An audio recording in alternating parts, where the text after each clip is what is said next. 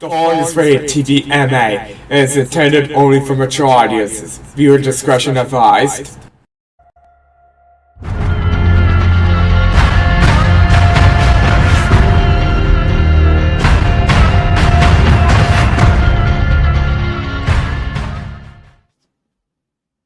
What's up, people? Okay, sorry I'm a day late. Okay, but technical difficulties last night. But let me bring in my guests for tonight. What's up? You still there? Yeah.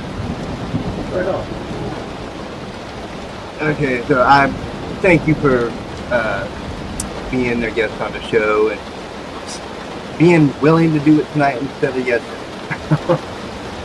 So fun, man. So good. I just kind of typed up some questions to kind of go through asking you and, do some talking about your book and anything else you want to chit chat about. Sure. I got your URL underneath on your picture there, next to you, Thank you. on the screen. So what's something about you that most people who are familiar with you wouldn't know about you?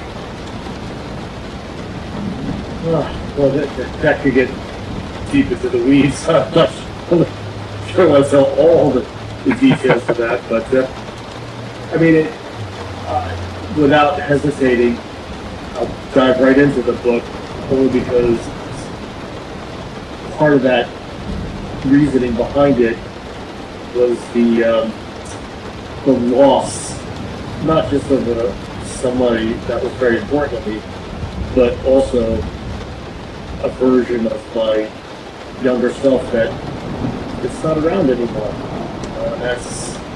That's kind of a big thing when you evolve in life. You kind of lose touch with that person that you used to be. Yeah. Okay, well, what do most people not understand about you? I don't think they understand or know what I do in my world. Most of the people that I see and deal with every day, work and things like that, they don't really know this side of my world. They see the guy that shows up every day. They see the guy that does what he does to earn a buck, but they don't know the ins and outs of, who I am behind the scenes. Yeah. There's, I write, I do my other stuff, I ride motorcycles, I play guitar, and those things are usually something that's more private. Yeah. Well, getting into your book, I know I was reading that it's about like your best friend or something passing away, and you just showing our memories of friends. Yeah, it's that, and it's more than that too. Though it's a lot of it is like those expectations you have. Where life's supposed to go and where it's going to take you, and all that other stuff that comes with it. And the reason that I got that written or wrote it is because that was one of those situations where, like, some people you expect to come and go in your life, Yeah. they move on or they don't. And this was always in my mind anyway. It's supposed to be a constant because I just knew him for so long. I just never thought of life without him. Yeah. And when he wasn't, it kind of changed the whole perspective. And I can feel you on that. Like, you were one of the guests that was kind of looking forward to talking to you because I had kind of the same situation where I had my best friend who was always there. And when he passed away, just kind of, I didn't have him no more to hang out with, to talk to. So I'm working on, because me and him kind of did like a little show and edited it up and put it on YouTube, the D&J show. And I'm thinking about doing a season 3 just to kind of show memory of him, talk about him, put little images of him and favorite moments of his and stuff like this, just kind of to celebrate his life and show tribute. So I was looking forward to talking to you because it felt kind of the same situation. I'll tell you something that really affected me about the whole ordeal. Because first the people that passed away in my life, and that's affected me deeply. But this was such a close thing because we had a friendship very early, 5th grade, all the way to just a couple years ago. Yeah. And what passed on was him. It wasn't just him, it was also,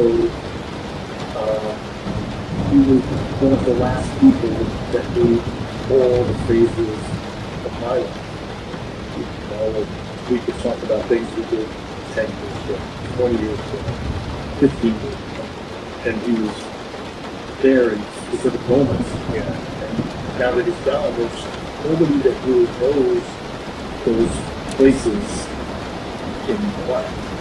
And that was kind of a weird thing to lose that perspective. Yeah.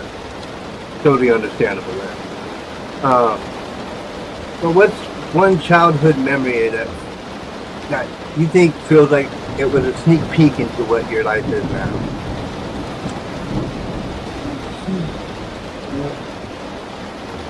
The earliest I could think of was, I think it was in like second or third grade, and I wrote this poem, and it was called Tracks in Snow, and it was a haiku.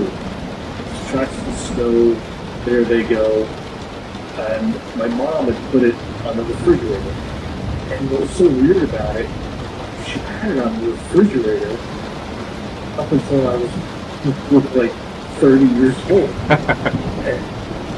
and it was just another constant that was there for so long. I never really noticed it until she had her problems and it disappeared. Not everyone got, hey, where did that go?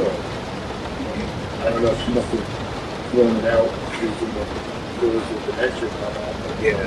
it was just a weird thing. Okay, I think I found this on the podcast guest site, one of your things that you said you math. So I just put it down. If you could give advice to your 16-year-old self, what would it be? Do your homework, man. Don't smoke pot and do your homework. Don't drop out of school. Don't drop out of school, yeah. That was my thing. I dropped out of school. I was like, nah. You know, there was a period of time, 30 or so years ago, maybe 40, where you could do that and learn a trade and get away with it. But it's, maybe you could do it today, but, you know, if you learn a good trade. But if you don't, you're going to have fun. Yeah. That's what I'm trying to do now, is to build my own little business of video and stuff like that. So, and that's kind of where the show comes in, being a part of the video business.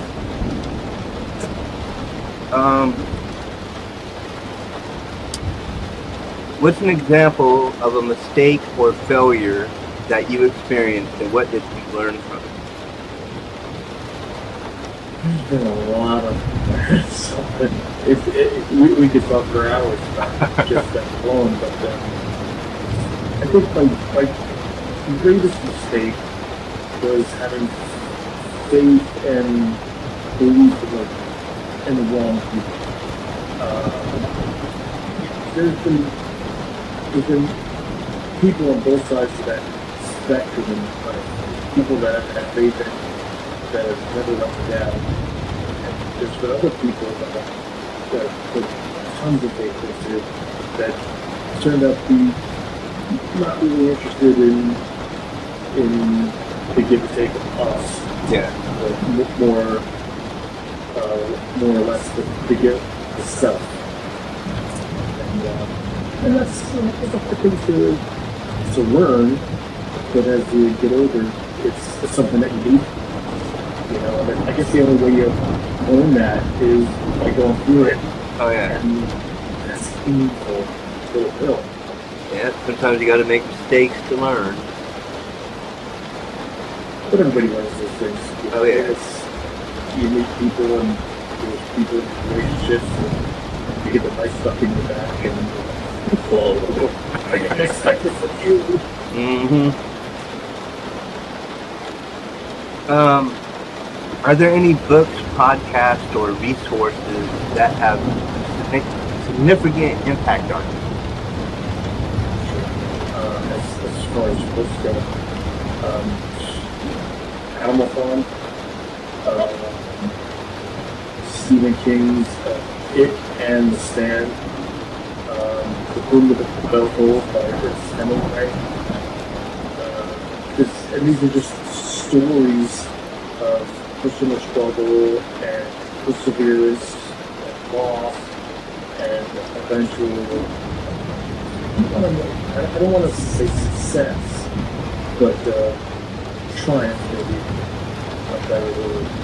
And at least those novels, they're well worth the read. And well, Animal Farm, it's a story of triumph, but it's such an overview of domination and subjugation of like a population both in a almost like a comical animation kind of way. Yeah. It takes place on a farm, and another quote from the book is all animals are created equal, but some animals are more equal than others. It's a trippy thing. Yeah. Okay, who or what has been the biggest influence on your career path or personal philosophy? That's my personal philosophy. It's gotta be me because it's my world or my philosophy is a lot like the ball in a pinball machine. It's bounced around from one side to the other, to the back. It's hit the flippers, it's gone up, it's rang the bell, and it's come back around, it's fallen down into the thing where I have to throw another quarter into the machine and try it all over again. And that's been a big story of my life. It's a lot of it's been trial and error. And in that course of trying to figure it out, there's a philosophical way of looking at the world that's kind of evolved.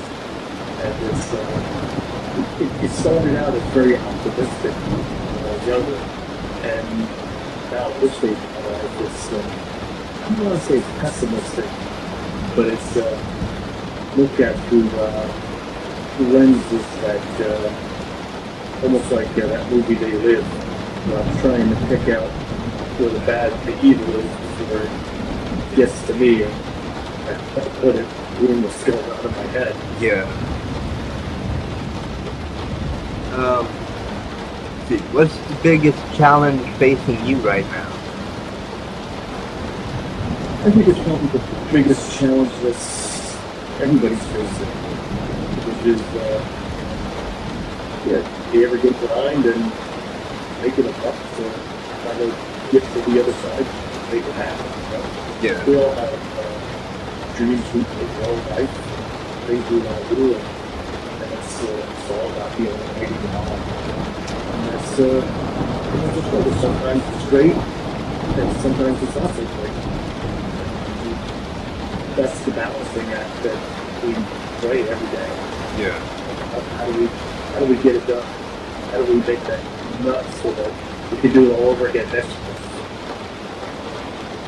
And without the crazy Donald Trump in president's office, you know?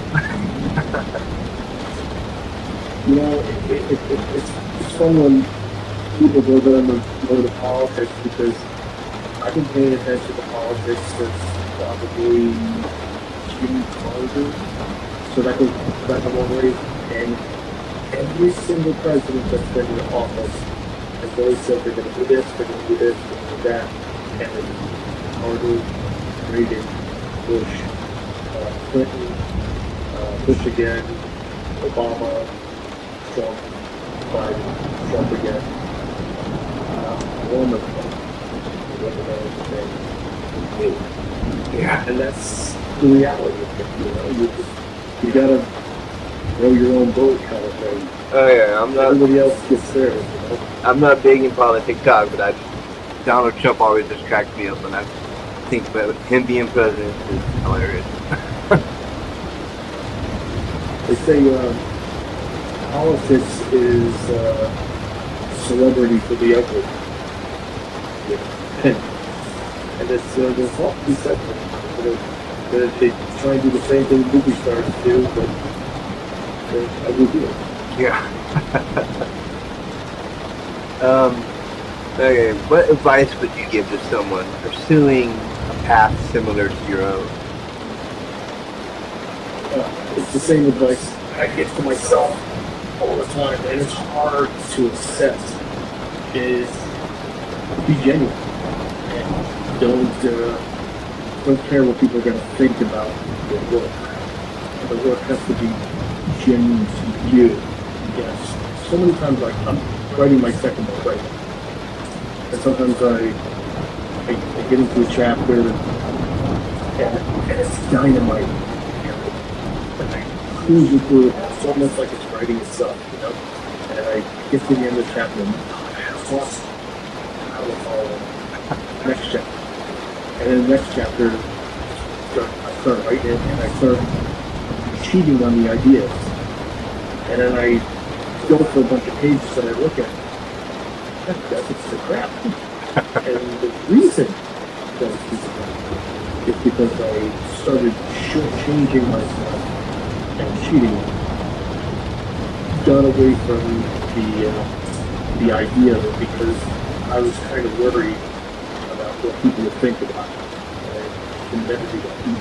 You can't worry about what people think about what you're doing. If you believe it, you have to go for it. Yeah, I agree with that. That's why I continue to do the show and act the way I act. Sometimes I could be an idiot, but I just be me, and if people like it, cool. If they don't, cool. It's not a big deal. Sure. What motivates you to get up in the morning to go to work? Money. Mortgage. You know, it's we just moved to Southern California last summer, and it's expensive, but it's beautiful, and we love it. You know, we're at the beach most every weekend, doing stuff that you can't do on the East Coast at this time. Yeah. You know, this time of year, you're locked in on the East Coast. Here, just 2 weeks ago, I was on the beach, just chilling out, last week of February. So, you know, that's the motivation to get up and just grind it out and go back to the world. You gotta pay the piper. The price of paying the piper is getting up early and staying up late. So how do you split your time between writing and a regular job or regular work? It comes in fits and starts. Like, I have to work every day. Well, I have to work 5 days a week, 6 days a week. But, you know, when I writing as far as the book goes, you know, I'll have 4, 5, 6, 7 days of boom, boom, boom, boom, boom, and I'll hit, and then I reach a point where I start feeling it. So I back off of that, and maybe I start playing the guitar or something, and I goof around with that for a few days, and something pops in my head, and right back into the story again, and that's just kind of how it works for me. You know, it's not ideal, but you know, it's just kind of everybody's got their own way. Yeah, and that's how it works for me. It's always just roller coaster ride of sometimes I can't do any wrong, and sometimes I can't do it right.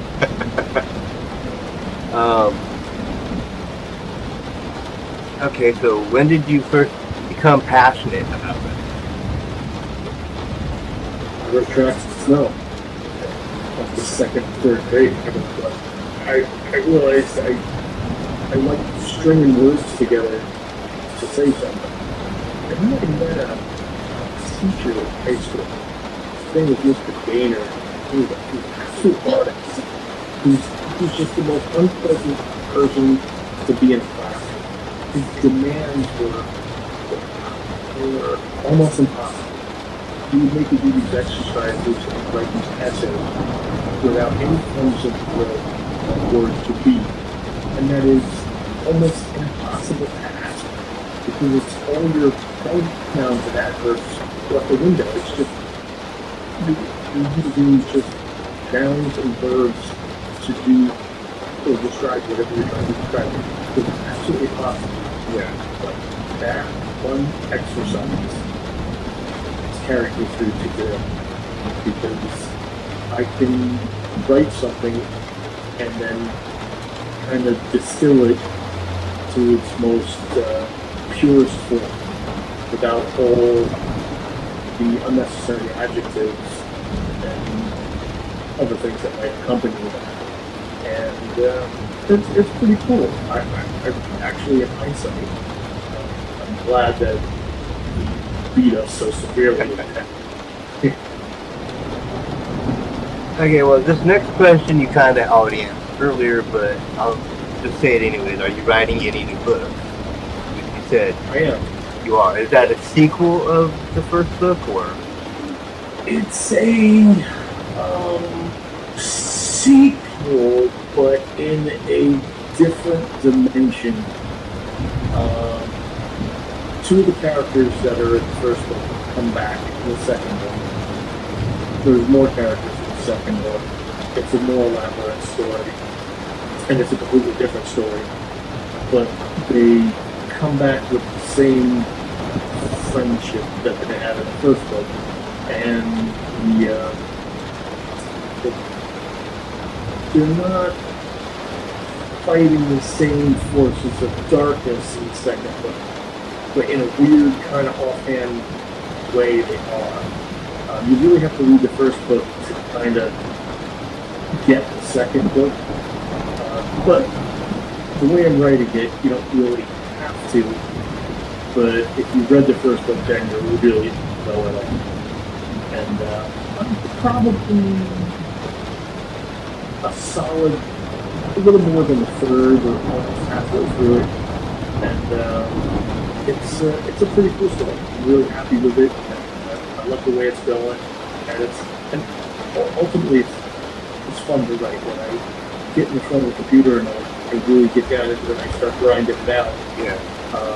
The characters are all interesting. They have this great interaction, and I really enjoy doing it until I get to that point where it just kind of falls off. And I bail for a few days or a week or so, and then come back refreshed. And I'm like, oh yeah. Well, that's probably the best way to do it is take a break a little bit and then get back to the writing, because sometimes your brain can just get overwhelmed. So taking a break and going back to start, fresh after was really good. But I'm for sure probably gonna look into buying your first book and reading it, and then the new book, when you get it done and it gets published and all that stuff, I'll probably purchase that, read it, and maybe have you on again later on after your second book is out or whatever. That'd be cool. And just kind of touch base with you about your new book and what you're thinking of the selling of it, people's reaction to it, and all that stuff. I'm all about trying to have multiple guests come on at different times. The thing with the second book was I finished the first book and there was so much left on the table, and that's how the second one kind of began. And it just kind of began not where the first one left off, but where the first one would have begun if the first one never happened. Yeah. It's a weird kind of deal. Kind of sci-fi sounding there. Oh, it's totally sci-fi. Yeah, we're talking about intergalactical,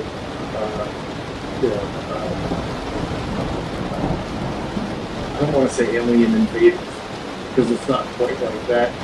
They're not like green-headed aliens taking over the Earth or anything like that. But there's powerful forces from other worlds that are trying to infiltrate the Earth, and some of the characters from the first book and new characters are going to say goodwill. It's good. Sound interesting, I tell you. Yeah, the wives of Book Hillary. There you go. So, with that, time travel. Would you be wanting to travel into the past or into the future if you could?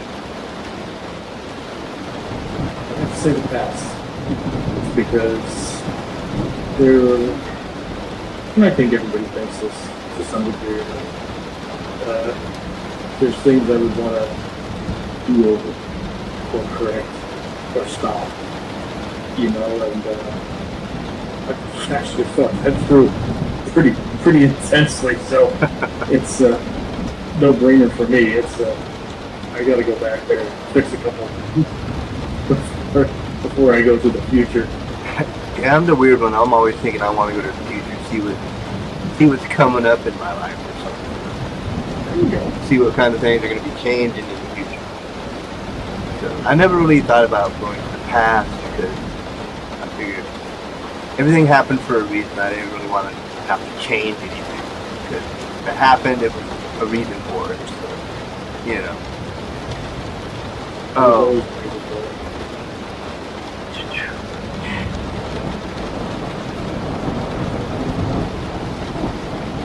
Well, what legacy would you like to leave behind? I would like people to think that I went for it. You know, there's so many people that don't. I go to work every day, and I'm 58 years old right now. I've been around for a while. Yeah. And I've known so many people that, you know, they do their thing, they go to work every day, they go home, they put on the TV, crack open a couple of beers, and that's the day. And it's every day that that's the day. And that's it. You know, I want to plant my flag into the world, and even if nobody really sees it, I still want it there. And that's pretty much how I do what I do. I do the book thing, I do my music, I write, the next guy are out there doing what we do, time and stuff like that. So it's just, I hope when people look at my life and stuff, they look at it as, man, if I could do half of what that dude did. Yeah. It's kind of like me. I want to, you know, if I can get my business going the way I want it to and the way I see it in my head, you know, I could be changing my nickname to Hollywood something. Because I want to try to get into TV show making or even feature films in the future. Start somewhere. But right now I'm just starting off with like videography jobs, doing these shows on YouTube and stuff like that. So just trying to get my feet in the ground and climb up, you know. Well, I'll start somewhere, man. I'll tell you a quick little story. I was in acting school in the mid-2000s, and I was terrible at it. And I wanted to do something along the lines of being behind the camera. And I went out and bought a bunch of expensive cameras, and I said, well, how much to pay for this? So I said, oh, I know. I'll shoot wedding videos. And then I started doing that, and I got really good at it. And next thing I know, I'm booked for 60 plus days a year. And I did that for 12 years. Booked every single weekend from like April to New Year's Eve. And it was pretty good. You know, it wasn't, you know, the perfect job or anything, but man, it's a lot of really cool places, elegant 5-star catering halls. I've seen great live bands, you know, part of weddings and stuff like that. And I've just had these incredibly wonderful moments that I was being paid to be there for. Yeah. It's really cool. That's what I'm. It was all by accident. That's part of what I'm doing. Open to videography for weddings, birthday parties, family reunions, class reunions, There you go. even video yearbooks for like school. Like put together video yearbooks, selling it to the students along with their traditional books that they get.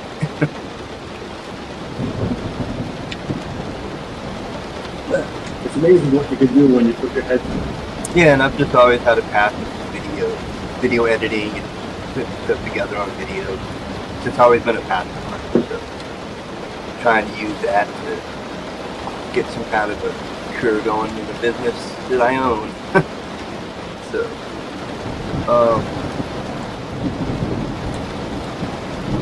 So last question, but I mean we can keep talking. But last question is, how can my viewers connect with you online? You put the link up?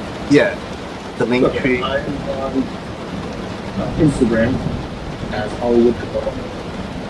I'm on Facebook as Bill Capone and Capone Films. And let's see, my book's on Amazon. It's called The Ashes, and it's available as paperback, ebook, and Kindle, and also as an audiobook.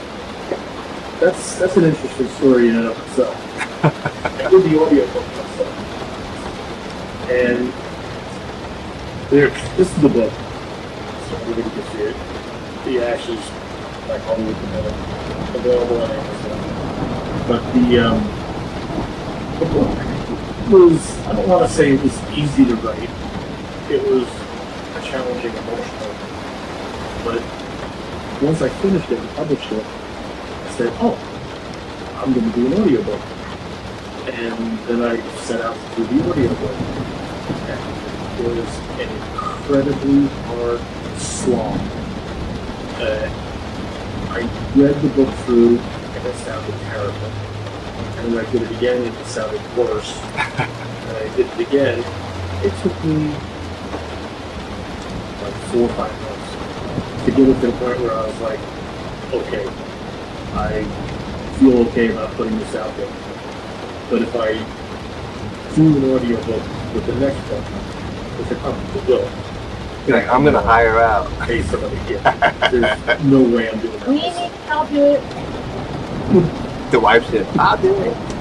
Yeah, there you go. Yeah, it's so weird because like I'll do it for free. your voice, well, me with my voice, I don't care for how my voice is. So I listen to myself back after reading this book, and I'm like, that's not what it's supposed to say. That ain't gonna suit nobody to sleep. Yeah, but on the budget I was on, that was all that I could do. Well, yeah. But I did it, and it worked out, and it's out there and it's for sale. It's cool, I guess. But I'll never do it again. Yeah. I will do it for free, like no joke. I just love people's books. I'd have to buy the book, babe. Well, you might be scared if you hear me do it. Come out sound like some monster telling a story or something. Yeah. No, it's Not me, I can I'm not a huge reader, but I'm thinking I'm starting to have guests that are like authors and stuff like this, so I might start looking into buying some of their books and reading them. And as they do other books, buy them and read them and have them back on my show. You know. this is a great time to be someone who writes, a writer, author, whatever you want to call yourself. It's possible to publish on a low budget and at a small scale. I did this publishing, and I did it with a paperback, an ebook for Kindle, and the audiobook, and it really didn't cost me anything out of pocket. I paid a company to kind of, put the artwork together and kind of format it, Yeah. but it wasn't a huge expense. And then Amazon published it, and it's pay by order kind of thing. So they don't make any of the books if somebody orders them. So it's not like the old days where you had to print 10,000. Big old boxes full of them. Yeah. So somebody orders my book from Amazon, they print it, and it goes out to them. And it's pretty cool. sold a couple thousand. I mean, it's not a huge number, Yeah. but it's something. And Well, it's, I'll be sure to buy a copy and I'll put the word out for you. You know, tell people about your book. And this interview will help. appreciate it. They can see the man who wrote it. Go and buy your book and read it.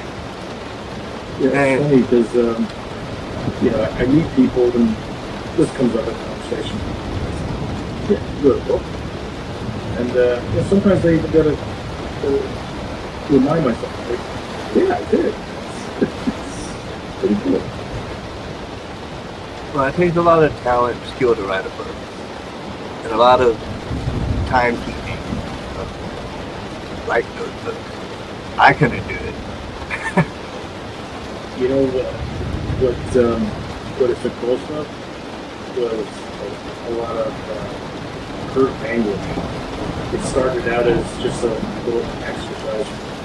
I was going to write a paragraph or two, just kind of telling myself what I was thinking in my head, and then it turned into a chapter, and a chapter, and another, and I just kept going until it resolved somewhere. And what was cool about it, I didn't even expect it. And I had tried to write something completely unrelated sometime before, and it dead ended. There was really nothing there because I didn't have a connection to it. Yeah. But this, I had serious connections to it, and I just kind of did it the whole thing. And I'm loving the guitars behind you. Those are cool. Nice guitar. Yeah, that's my, those are my 4 faves. I used to have more, but when we moved to California, I sold the peripherals, the ones that I didn't play or wasn't really of that fond of. Each of them has its own space in my world. Like the Les Paul right here is terrific full-on rock guitar. The white Stratocaster behind it is the one guitar that I would take if I could only have one. It's just such a great all-around tool for doing anything. The 5-string bass is another cool instrument to play. It sounds fantastic. And last but least is my acoustic back here. I have that since 1994. I traded another bass guitar for that. And, this one's been with me for hundreds of shows. It's just been along for the ride. It's been everywhere and back. Yeah, I love guitars. I just can't play them. I tried to learn and the fingers just wouldn't cooperate.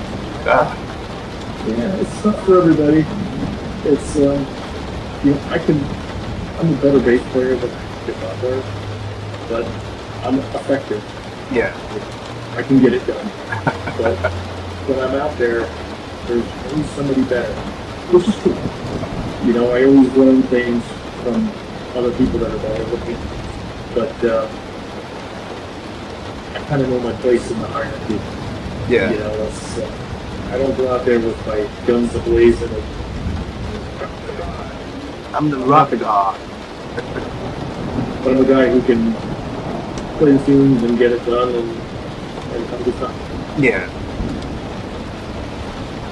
Oh. But yeah, I'm just glad that you were cool enough to be like, okay, you messed up last night, we'll do it tonight. I expected you to be like, dude, I ain't gonna do it again. Shit happens, especially in this world of technology and electronics, and who knows what can happen. Yeah. I was surprised that it didn't work for the whole. It's just how this stuff is. I worked on it for a while. I was like, come on, you gotta get back working for me again. Shoot. I got shows to do. Between pre-recorded interviews and then these types that are live. So, it's... Yeah. Because some people, they're like, 11 p.m., that's 2 a.m. Eastern time. I'm not staying up that late. Okay. That's cool. We can do pre-recorded. I'll just throw it on the line. I did a podcast. There's a guy in Florida. He's got a podcast. It's called the Talking Junk Network, and it was really cool. His name is Jason Melendez, and he's a really cool guy. And he does this late night, Saturday night adult beverage podcast, and it starts late. It's probably about the same time, probably like 11ish. Have a couple drinks, watch the show, talk, whatever, And he usually has a couple guests on his side that are also interviewed. And I'm kind of, when it gets to that late at night, especially if there's some adult beverage, I can't last too long. I can make it to like 12:30, 1 o'clock, Just like ringing the bell. Yeah. Well, you're only 8 years older than me, so I just hit 50 in December. Good for you, man. Right. Over the hill now, as the family calls me. I tell people all the time, it's not the age, it's the mileage. True. Well, I tell people I'm not as old as I look. I mean, yes, I'm 50, but I had heart surgery about 5 or 6 years ago, so I got the new heart, and I'm a kid at heart. There you go. So, but that was, the scary part of my life, having heart surgery. Doctor told me, you gotta do it or you're gonna die. And the next year I was like, okay, I'll do it. What was the cause of your clogged arteries, or? I was born with a bicuspid aortic valve, and it's supposed to be tricuspid, so it wasn't filtering good enough or something. So they put a mechanical valve in my aortic valve, the main valve of your heart. And the doctor was like, oh, it's minimally invasive, just gonna cut you over here and go over and put it in. So I was like, okay. He didn't cut the chest open or nothing. So I was like, thank you. I don't want that scar. Isn't it cool they could do that? Yeah, it's very cool. And this guy was like 6'6". I was like, how are you gonna reach down to cut me open like that? You better have a bed that goes up. So what they do? Where they going from? Just right here on my chest. Okay. And then they went over to the other side of my chest and put the valve in. So, the doctor was an awesome doctor, so he did a good job. Well, you're alive and kicking, so.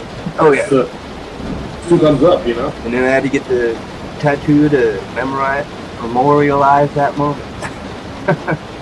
There you go. They're like, the last 25 plus years, so good for a while. So, okay. There you go, man. So if I die at 75, I'm good. I guess the prescription is to eat right and stay on that protocol, right? Well, yeah. I snack a lot, but walk a lot. I get a lot of walking. I exercise a lot, try to keep myself moving, so, and helping out around the house. Sure. Because I ain't got no outside the house jobs. So this is what I do, this kind of stuff, and it's helping my family.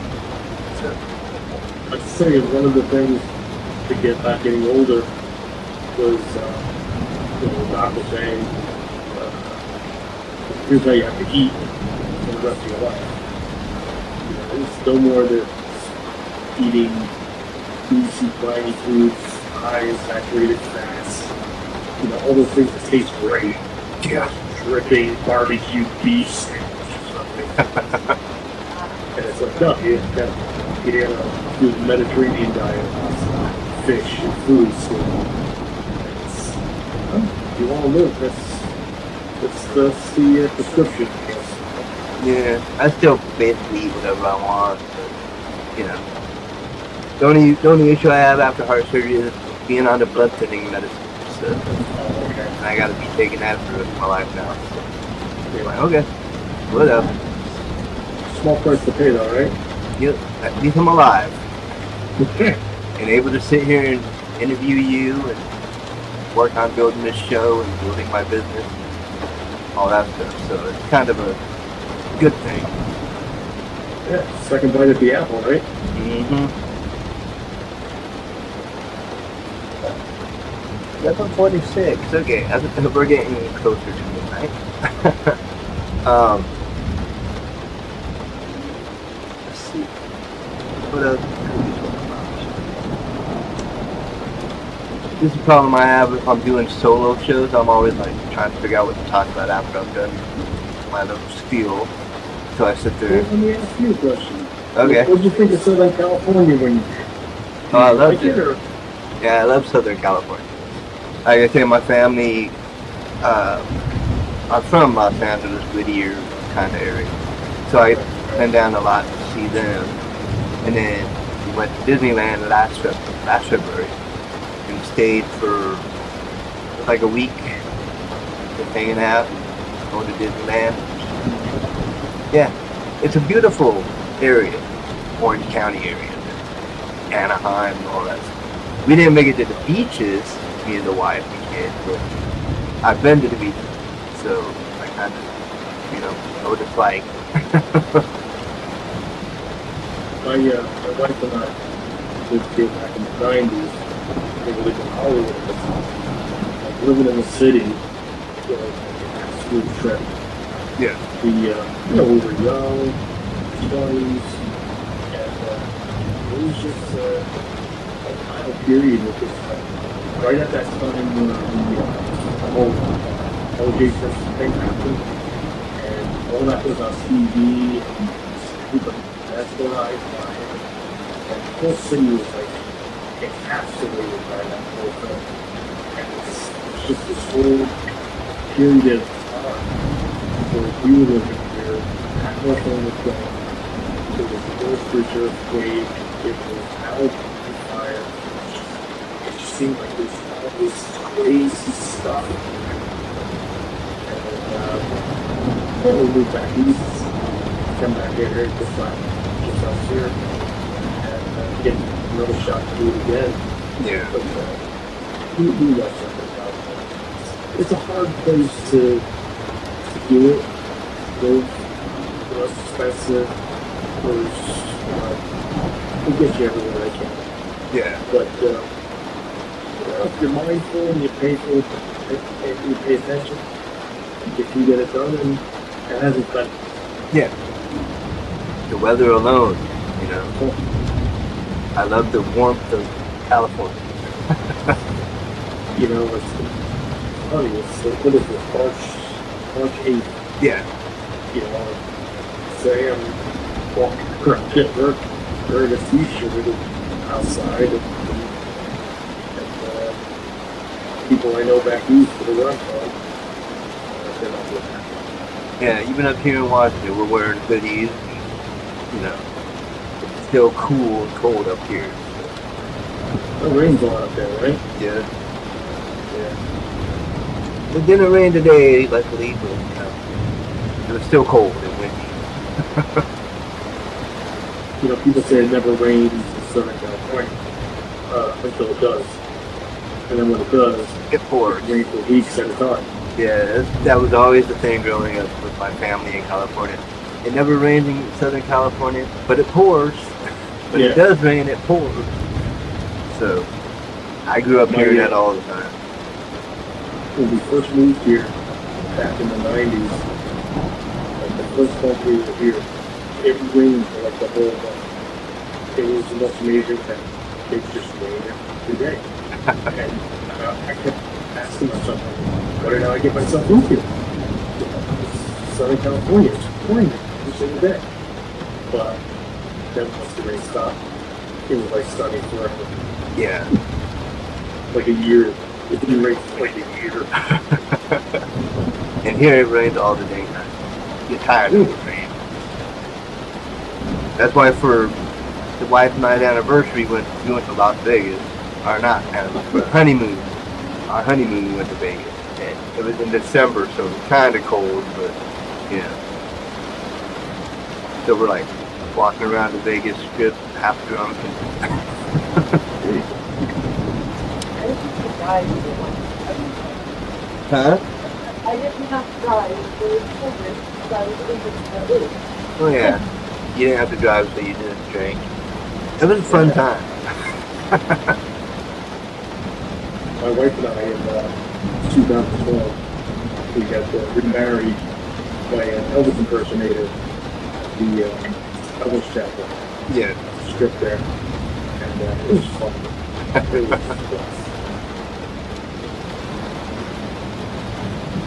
fun. Well, you know, as I get closer to being the end of the show, I hope that, you know, you'd be willing to maybe come back in the future. Like after you know, write your new book and stuff like that.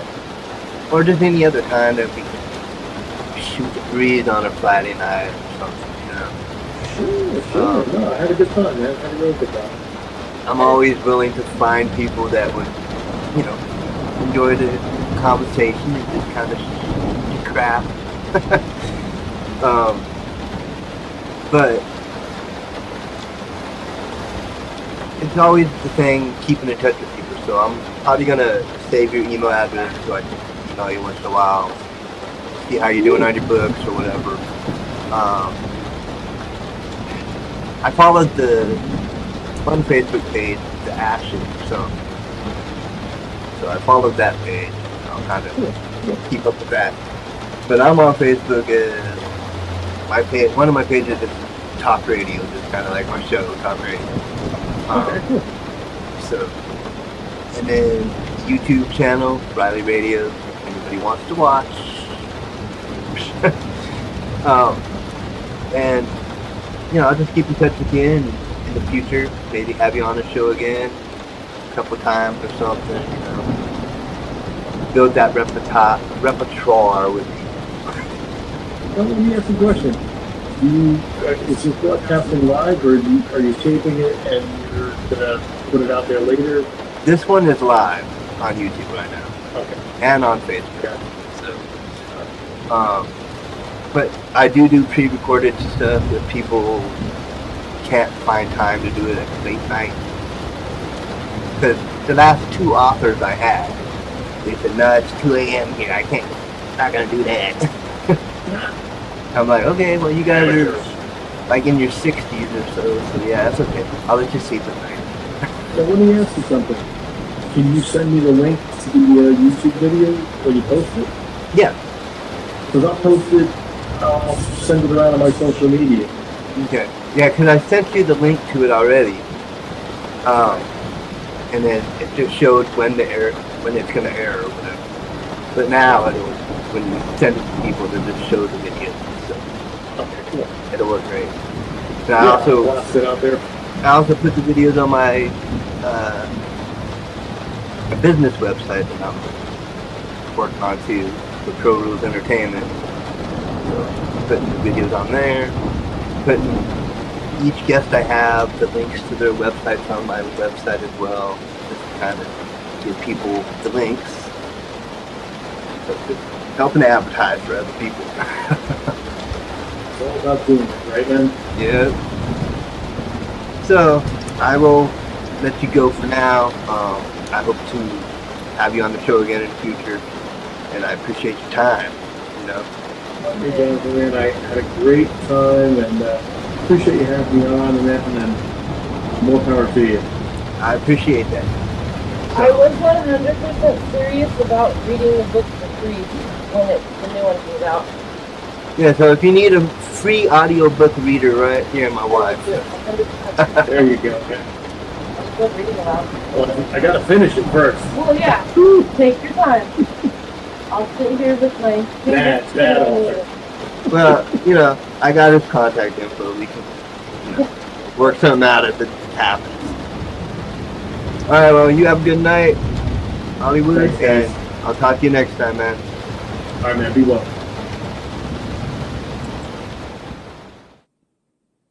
Okay, there's my interview, Hollywood Capone, live. And since I got a couple more minutes left, I just wanted to come to just me and, you know, But everybody know, I'm always like anxious and nervous during these interviews. I don't know, people can tell what whatnot, but I just come on and talk and figure, you know, they're regular people just like me. They just have different jobs or different careers or different things going on in their lives, and but inside we're all the same. We're all human. We're all people. So I shouldn't be too nervous to talk to people, but I get that way sometimes. But as the things scroll, Girl Scout cookies in the link. The link is in the description. GoFundMe fundraising link in the description. Check out my website. Coming up, check out our website and become a member. www.crowrulesentertainment.com. You'll find the link for Hollywood Capone's website in the description. And also it'll be on Crow Rules Entertainment. Overnight tonight I'll be putting the link up on my website. And coming soon, upcoming guests. Close out the show telling you the next guest coming up. March 7th. Hollywood Capone. We just did that one. Hollywood Capone. That one's done. Moving on. March 12th, which is next Wednesday, is author John Bukowski, which is pre-recorded. I already got it recorded, so I just got to throw it onto the live. And there you go. And then next Friday, a week from yesterday. So March 14th, James Buckman. Then Monday, March 17th, I will have Betsy Kudlinski, which is pre-recorded as well. March 25th, R-Truth, and that will be pre-recorded. April 4th, Michael Allison. I gotta look and see if that's live or pre-recorded. I can't remember. I think it might be pre-recorded. April 10th, Browno Landrum, and that one's gonna be, I believe she said live. I'm not sure. I'll have to check. I gotta keep up with this stuff. So I hope you guys enjoyed the show. As I said to Hollywood Capone, I'll keep in touch, maybe have him on the show again in the future, and just kind of talk about his next book, because he's writing a new book now, so, kind of have him share his new book when it comes out. But, peace out, guys. I hope you all enjoyed the show, and I will talk to you Monday. No show tomorrow night, Sunday night. Tonight's only because I messed up on Friday night. Technical difficulties. It happens to everybody. So, I will see you all Monday, the 10th. Yes. Peace out. Much love and gravy.